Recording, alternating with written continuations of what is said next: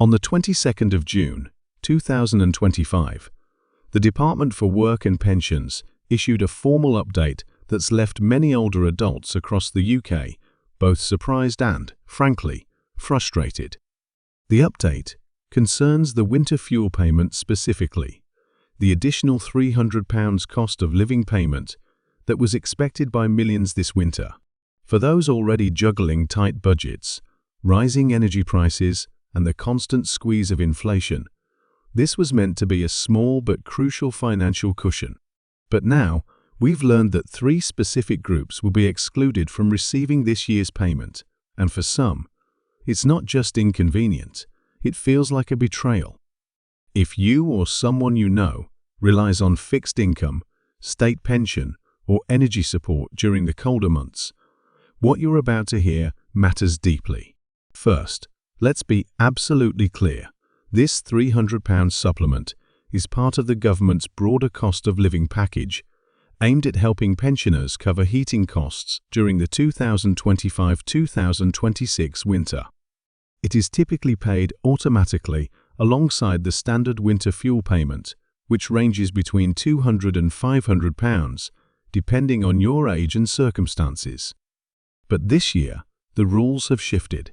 According to the DWP's most recent announcement, individuals who were not living in the UK during the qualifying week, which ran from the 16th to the 22nd of September 2025, will not receive the payment. This is regardless of whether they've received it in past years. It's a hard pill to swallow for expats who've worked their entire lives in the UK, contributed to the system, and now find themselves excluded simply because they moved abroad, perhaps to be closer to family or for medical reasons. There's a quiet injustice in that. One retired teacher, originally from Lancashire, who moved to Spain after her husband passed away, told us she relies heavily on her winter fuel payment because even though the climate is warmer, her home is older and difficult to heat in the winter. This year, she's getting nothing. The second group affected is those who were hospital inpatients for the entire qualifying week. If you were in NHS care from Monday the 16th through Sunday, the 22nd of September, and did not return home at any point during that week, the DWP has confirmed you are not eligible for the £300 supplement. While the policy technically falls under the logic that individuals in hospital don't have home heating costs during that period, this fails to consider the financial impact on households where a partner or family member is still living at home, or the potential for higher heating bills upon return.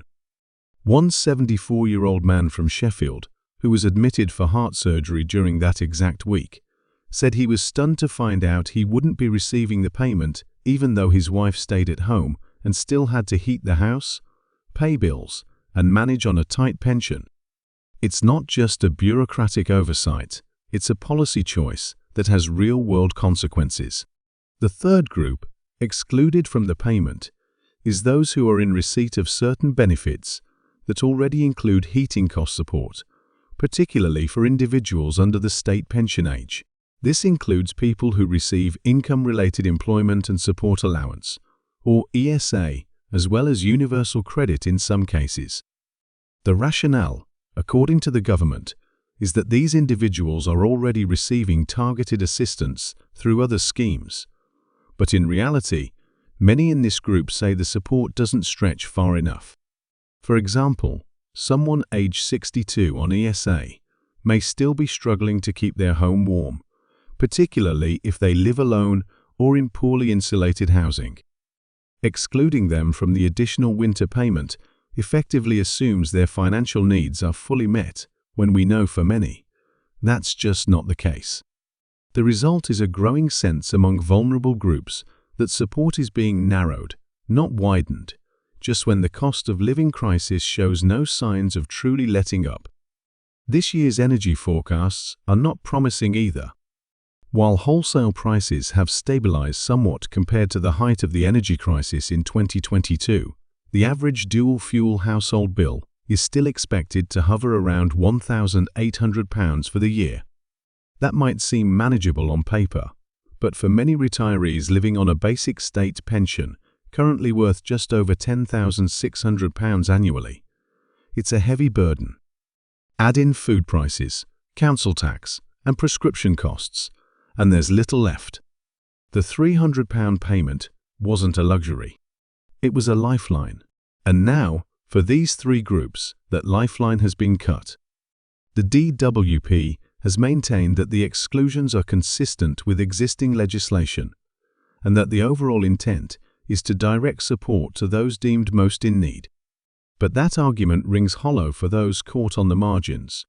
It raises real questions about how need is defined and whether the system truly understands what financial vulnerability looks like in practical terms.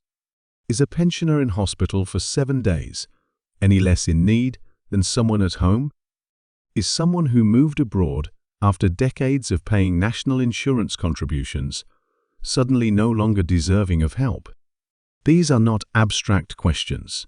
They are decisions that affect how people heat their homes, how they eat, and whether they can afford to stay well during a bitter British winter. If this news affects you or someone you care for, it's essential to double-check your eligibility now. The DWP will begin sending letters confirming winter fuel payment amounts from the first week of October.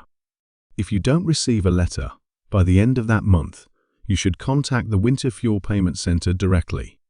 For those not eligible this year, there may still be alternative local schemes offered through councils or energy providers, such as the Household Support Fund or Warm Home Discount, though these have limited funding and strict criteria. Many of these programs operate on a first-come, first-served basis, so acting early is crucial. As always, staying informed is your best defense in uncertain times. Policies can change quietly, but their impacts are anything but quiet. The more we talk about these issues, the more we share accurate, timely information, the harder it becomes for vulnerable people to be left behind in silence. If you found this update useful, consider subscribing for more trusted news and practical advice that puts your interests first. And if someone you know might be affected by this recent DWP announcement, let them know what's changed, because this winter, being informed could mean being prepared. Staying aware isn't just helpful, it's essential. Share this with friends or family who might be missing out, especially those who don't check their statements regularly. The support you've earned over a lifetime of work is finally being recognized. Make sure you get every pound you're entitled to.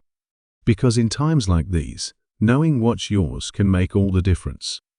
Make sure you stay informed and never leave money on the table.